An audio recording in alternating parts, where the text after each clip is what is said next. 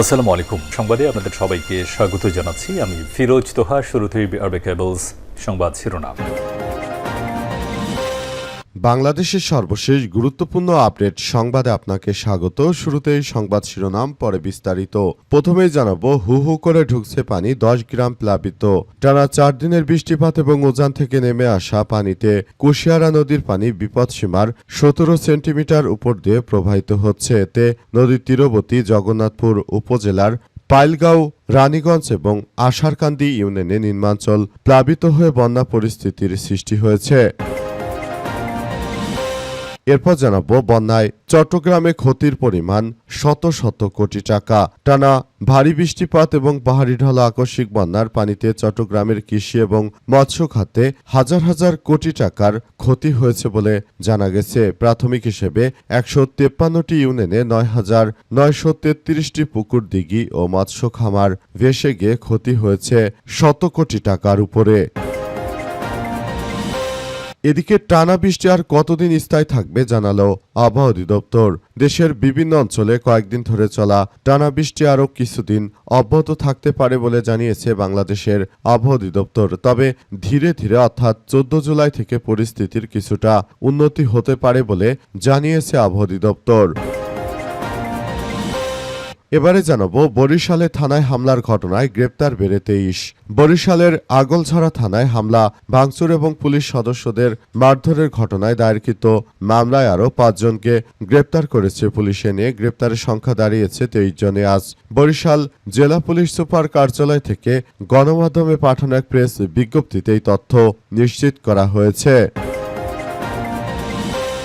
জানাবো, নিষিদ্ধ ছাত্রলীগ নেতার দখলে সরকারি কালভার্ট, পানিবন্দী 30টি পরিবার। সিলেটের গোয়াইনঘাটের একটি সরকারি কালভার্টের দুই পাশের মুখ ভরাট করে দখলে নেওয়ার অভিযোগ উঠেছে মোরসালিন শ্যামল নামের সাবেক উপজেলা ছাত্রলীগ নেতার বিরুদ্ধে।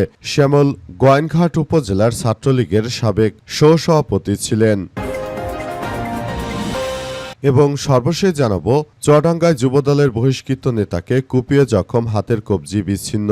চুয়াডাঙ্গা জেলা যুবদলের বহিষ্কৃত সাবেক সহ ক্রীড়া সম্পাদক শাহিন শেখ 40কে ধারালো অস্ত্র দিয়ে এলোপাতাড়ি কুপিয়ে গুরুতর জখম করেছে দুর্বৃত্তরা।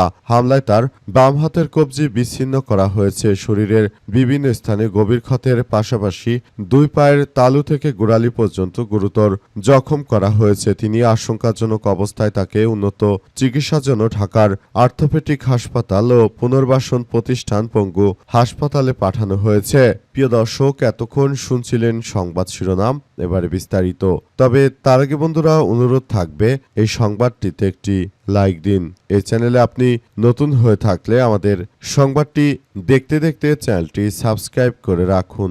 কমেন্ট করে বন্ধুরা আপনার মূল্যবান মতামত জানিয়ে দিন আপনি বিশ্বের কোন দেশ থেকে বা বাংলাদেশের কোন স্থান থেকে আমাদের সংবাদটি দেখছেন এবং শুনছেন। আর বন্ধুরা, সংবাদটি আপনার সোশ্যাল মিডিয়া ফেসবুকে শেয়ার করে বন্ধুদেরও দেখার সুযোগ করে দিন।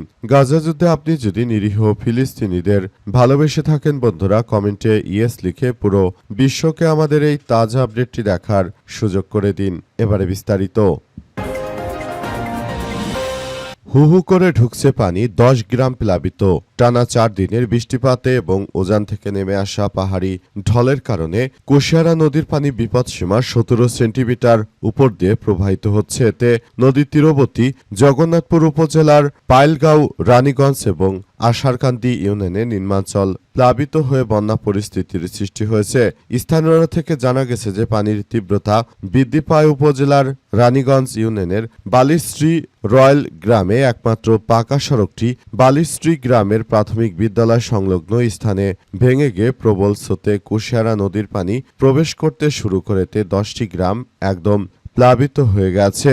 এর আগে শুক্রবার 10 জুলাই বিকেলে সড়কটি ভেঙে যায়। বিকল্প সড়ক না থাকায় এলাকার জনসাধারণ কুশিয়ারা নদীর পানি পথে নৌকা দিয়ে যাতায়াত করছে। এদিকে কুশিয়ারা নদীতে তলিয়ে গেছে কৃষকদের আউশ ধান। এছাড়াও আমন ধানের বীজতলা, চারা ধানের ধান বানের পানিতে তলিয়ে যায়। কৃষকরা মহা বিপদে পড়েছে।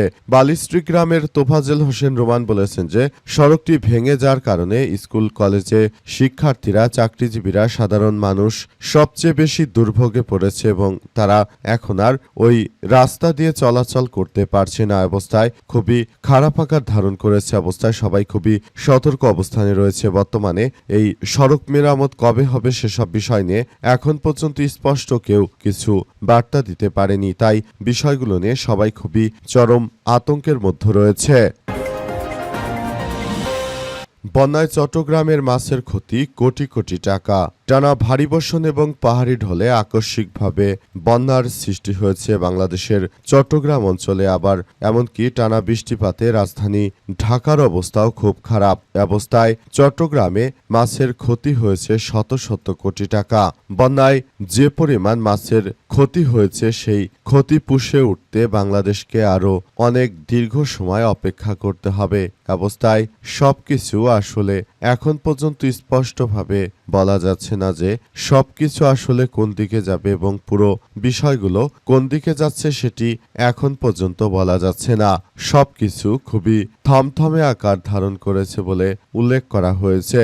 পরিস্থিতি এখন ভয়াবহ এক বিপজ্জনক পরিস্থিতির মধ্য দিয়ে চলে যাচ্ছে। সবকিছু ঠিকই ছিল, কিন্তু হঠাৎ করে বন্যার সৃষ্টি হওয়ার কারণে মূলত নতুন করে আবারও ভয়াবহ পরিস্থিতির সৃষ্টি হচ্ছে দেশ জুড়ে। এই সমস্ত কার্যক্রমগুলো আসলে কিভাবে দেখভাল করা যায় সেটি নিয়ে সরকারের পক্ষ থেকে নানাবিধ প্ল্যান পরিকল্পনা করা হলেও প্রকৃতপক্ষে এখন পর্যন্ত বন্যা দুর্গত সাধারণ মানুষেরা তারা আসলে এখন পর্যন্ত ওইভাবে সহযোগিতা পায়নি। অনেকেই অনাহারে আসলে দিন পার করছে। টানা বৃষ্টি কতদিন স্থায়ী থাকবে জানালো আবহাওয়া অধিদপ্তর। দেশের বিভিন্ন অঞ্চলে কয়েকদিন ধরে চলা টানা বৃষ্টি আরও বেশ কয়েকদিন অব্যাহত থাকতে পারে বলে জানিয়েছে বাংলাদেশের আবহাওয়া অধিদপ্তর। তবে ধীরে ধীরে বৃষ্টির তীব্রতা কমে আসবে। মঙ্গলবার 14 জুলাই থেকে পরিস্থিতি উন্নতি হতে পারে বলে এমন কথাই জানা গেছে। আবহাওয়া অধিদপ্তরের তথ্য অনুযায়ী সক্রিয় মৌসুমি বায়ুর প্রভাবে দেশের বিভিন্ন স্থানে বৃষ্টি হচ্ছে। গত কয়েকদিনে সবচেয়ে বেশি বৃষ্টিপাত হয়েছে চট্টগ্রাম সিলেট বিভাগে। যদিও 24 ঘন্টায় ওই দুই অঞ্চলে বৃষ্টির তীব্রতা কিছুটা কমেছে, তবুও দেশের বিভিন্ন এলাকায় বৃষ্টির প্রবণতা এখনও অব্যাহত রয়েছে। আবহাওয়াবিদ একেএম নাজমুল হক জানান যে আগামী 24 ঘন্টায় রংপুর, রাজশাহী, ময়মনসিংহ ও সিলেট বিভাগে তুলনামূলকভাবে বেশি বৃষ্টিপাত হয়েছে। এছাড়াও ঢাকা, খুলনা, বরিশাল, চট্টগ্রাম বিভাগের কিছু কিছু জায়গায় দমকা হাওয়া সহ হালকা থেকে মাঝারি ধরনের বৃষ্টি অথবা বজ্রসহ বৃষ্টি হতে পারে। চট্টগ্রাম বিভাগের কোথাও কোথাও ভারী থেকে অতি ভারী বর্ষণের আশঙ্কা করা হচ্ছে। তিনি আরো বলেন, রোববার ও সোমবার দেশের বিভিন্ন অঞ্চলে বৃষ্টিপাত অব্যাহত থাকবে, তবে মঙ্গলবার থেকে বৃষ্টির পরিমাণ উল্লেখযোগ্যভাবে কমে আসতে পারে। টানা বৃষ্টির কারণে দেশের বিভিন্ন স্থানে জলাবদ্ধতা সৃষ্টির আশঙ্কা করা হচ্ছে। অন্তত 7 জেলার নিম্নাঞ্চল প্লাবিত হয়েছে। বিশেষ করে উত্তরাঞ্চল ও উত্তর পূর্বাঞ্চলে ভারী বৃষ্টিপাতের কারণে বন্যা পরিস্থিতির অবনতি হয়েছে বলে জানিয়েছে বাংলাদেশ পানি উন্নয়ন বোর্ডের বন্যা পূর্বাভাস ও সতর্কীকরণ কেন্দ্র। সংস্থাটির তথ্য অনুযায়ী চট্টগ্রাম অঞ্চলে বন্যা পরিস্থিতির কিছুটা উন্নতি হলেও সিলেট, সুনামগঞ্জ, ময়মনসিংহ, নেত্রকোনা সহ উত্তর পূর্বাঞ্চলের কয়েকটি জেলায় নদ নদীর পানি বৃদ্ধি পায়। নতুন করে নিম্নাঞ্চল প্লাবিত হওয়ার আশঙ্কা করা হচ্ছে। বরিশালে থানায় হামলার ঘটনায় গ্রেপ্তার বেড়ে 23।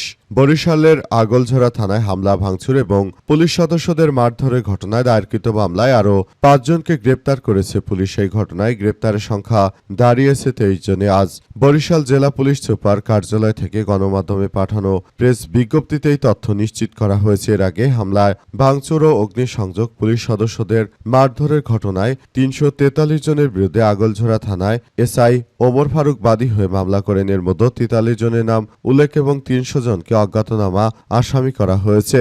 বিজ্ঞপ্তিতে বলা হয়েছে যে মামলা দায়েরের পর বৃহস্পতিবার রাত থেকে শনিবার পর্যন্ত অভিযান চালিয়ে এজাহার নামেও 23 জন আসামিকে গ্রেপ্তার করা হয়েছে। সর্বশেষ গ্রেপ্তার হয়েছে ইদ্রিস ও শফিকুল ইসলাম সহ 5 জন। তাদের আদালতের মাধ্যমে কারাগারে পাঠানো হয়েছে। পুলিশ জানিয়েছে যে মামলায় বেআইনি সমাবেশ, দাঙ্গা, সরকারি কাজে বাধা, পুলিশকে মারধর, হত্যা চেষ্টা, ভাঙচুর, চুরি, ডাকাতি, হুমকি, সন্ত্রাসী কার্যক্রম, যৌথভাবে অপরাধ সংগঠনের অভিযোগ আনা হয়েছে। অন্য আসামিদের গ্রেপ্তারে অভিযান চলছে। ইতিমধ্যেই ওই থানায় অতিরিক্ত পুলিশ মোতায়েন করা হয়েছে। পুলিশের সূত্র থেকে জানা গেছে যে সন্ধ্যায় একটি চুরির মামলায় রিয়াজ ফকির নামের এক আসামিকে গ্রেপ্তার করা হয়। রাতে থানা হাজতে তিনি নিজের মাথায় আঘাত করলে অসুস্থ হয়ে পড়েন। পরে তাকে বরিশাল শেরেবাংলা মেডিকেল কলেজ হাসপাতালে ভর্তি করা হয়। ওই দিন বিকেলে রিয়াজের মৃত্যুর গুজব ছড়িয়ে পড়লে এলাকাবাসী থানায় হামলা ও ভাঙচুর চালায়। পরিস্থিতি নিয়ন্ত্রণে পুলিশ লাঠিচার্জ করলে উভয় পক্ষের সংঘর্ষের ঘটনা ঘটেতে পুলিশের এএসআই আব্দুল হালিম সহ অন্তত 6 পুলিশ সদস্য এবং হামলাকারীদের কয়েকজন সহ 12 জন গুরুতরভাবে আহত হয়েছে।